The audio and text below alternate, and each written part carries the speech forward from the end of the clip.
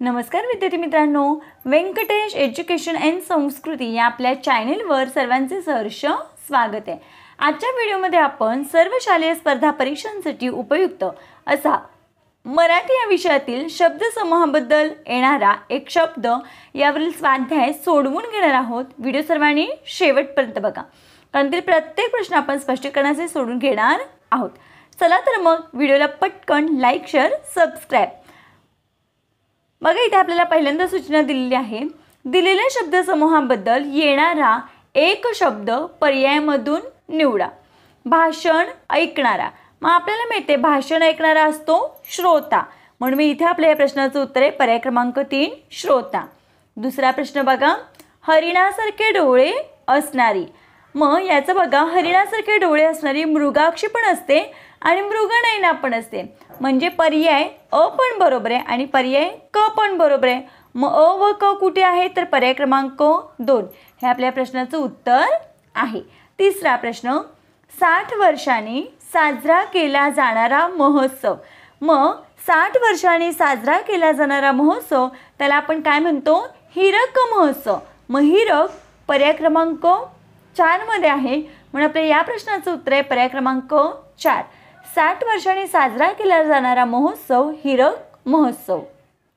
पुढचा प्रश्न बघा, ज्याला आई वडील नाहीत असा, मग बघा, ज्याला आई वडील नाही त्याला आपण पोरका पण म्हणतो आणि अनाथ पण म्हणतो।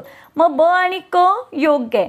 मग ब आणि क कुठे आहे, तर बघा पर्याय क्रमांक 4 ब आणि क योग्य, पर्याय क्रमांक 4 हे आपल्या प्रश्नाचं उत्तर आहे।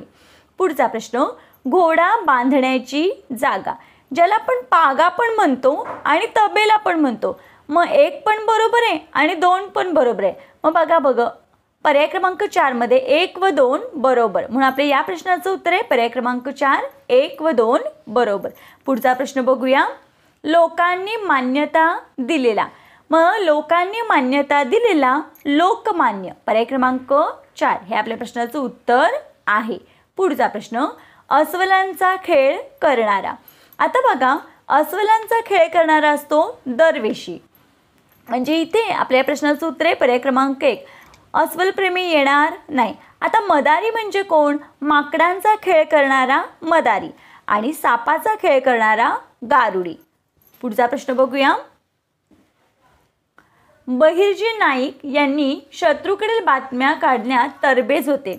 बघा पुन्हा एकदा प्रश्न वाचते, बहिर्जी नाईक शत्रूकडील बातम्या काढण्यात तरबेज होते। मग शत्रूकडील बातम्या काढण्यात तरबेज असणारा त्याला कोण म्हणतो, आपण हेर म्हणतो, म्हणून आपलं 8व्या प्रश्नाचं उत्तर आहे पर्याय क्रमांक 1 हेर।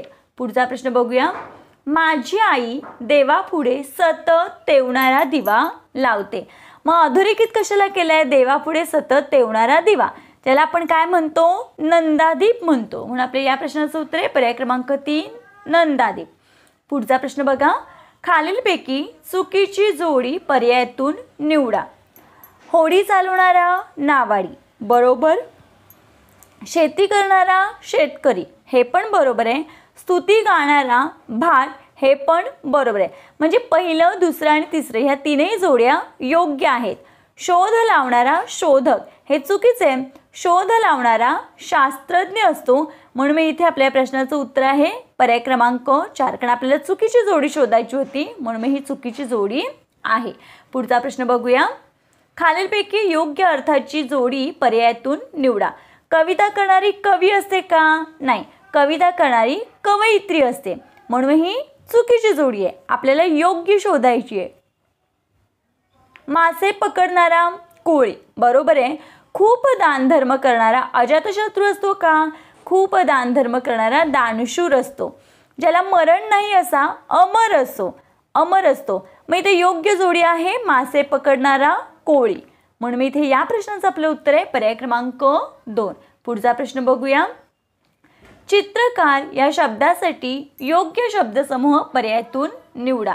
मग सजावट करणारा नाही, मूर्ती घडवणारा नाही, चित्र काढणारा, चित्र रंगवणारा, मग बघा चित्र काढणारा चित्रकार असतो, म्हणून मी इथे या प्रश्नाचं उत्तर आहे पर्याय क्रमांक 3। पुढचा प्रश्न बघूया, राज्यातील लोक बरोबर प्रश्नचिन्ह, प्रश्नचिन्हाच्या जागी पर्यायातून योग्य शब्द निवडा।